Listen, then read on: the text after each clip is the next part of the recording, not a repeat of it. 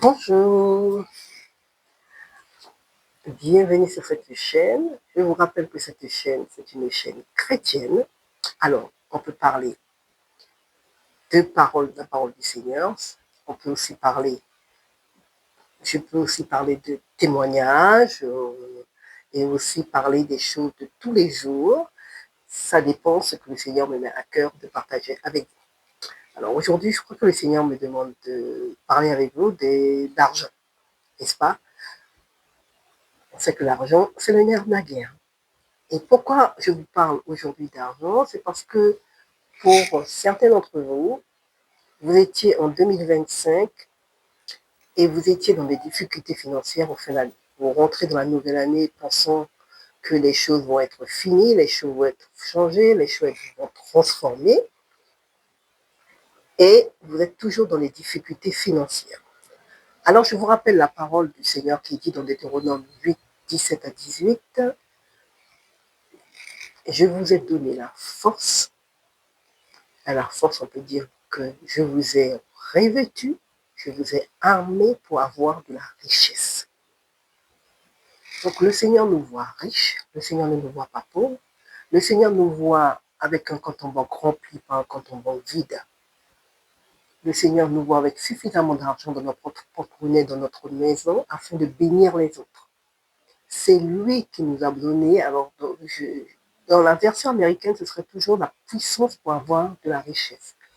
Donc le Seigneur ne veut pas que nous soyons des gens qui sont démunis au point que nous, pour certains, on est dans les dettes, on ne sait pas comment s'en sortir de ces dettes, alors que la parole de Dieu nous dit qu'il ne faut rien devoir à l'homme, sinon de l'ennemi.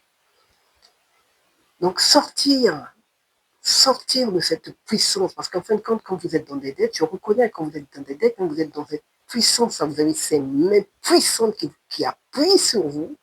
Hein, et donc, certains, voilà, quand on est dans des dettes, on n'arrive pas à dormir. Moi, je sais que j'ai été dans des difficultés financières pendant pas très longtemps, mais je ne sais pas, je n'arrivais pas à dormir,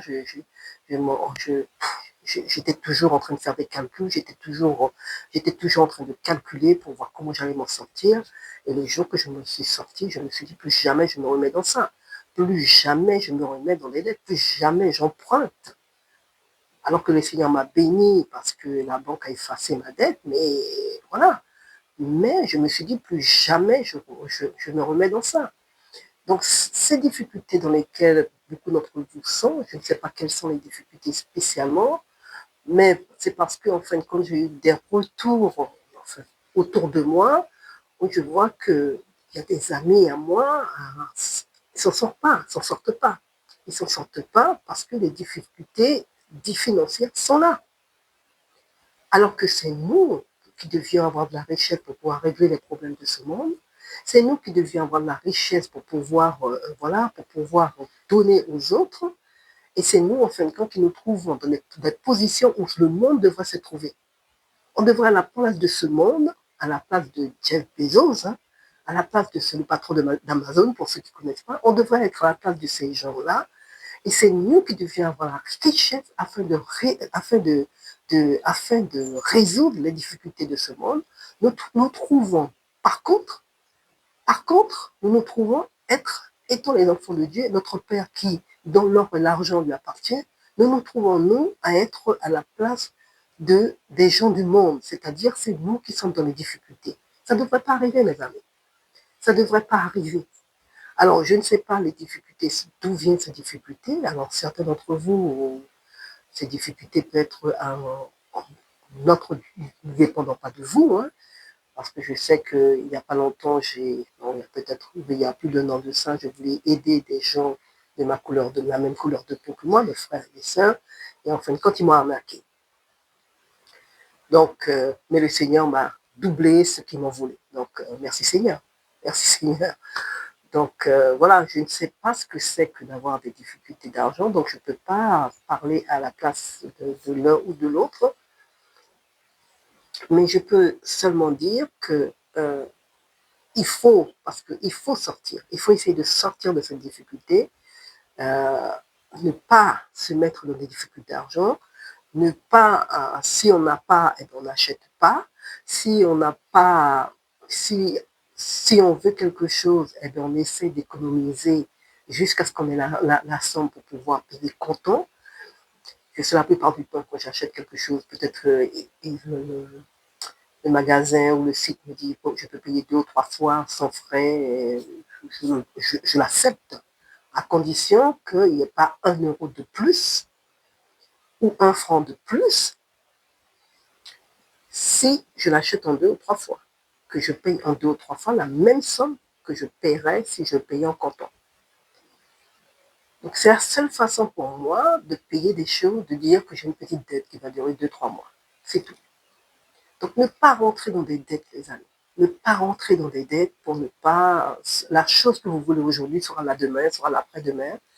Étant enfants de Dieu, nous devons être ceux et celles qui avancent sans dette. Ceux et celles qui ont des projets, qui ont la solution pour ce monde et non pas le monde qui trouve la solution pour nous. Parce qu'on dit souvent que celui qui a l'argent, c'est celui qui domine. Celui qui a l'argent, c'est celui qui a l'autorité. Et pour moi, étant donné que Dieu, l'or et l'argent lui appartient et que nous sommes ses enfants, donc nous sommes ses héritiers, et donc cet or et argent nous appartient, pour moi, c'est nous qui devions dominer ce monde et non pas le contraire, et non pas subir ce monde. Et souvent, beaucoup de mes frères et mes sœurs subissent ce monde à cause des difficultés financières.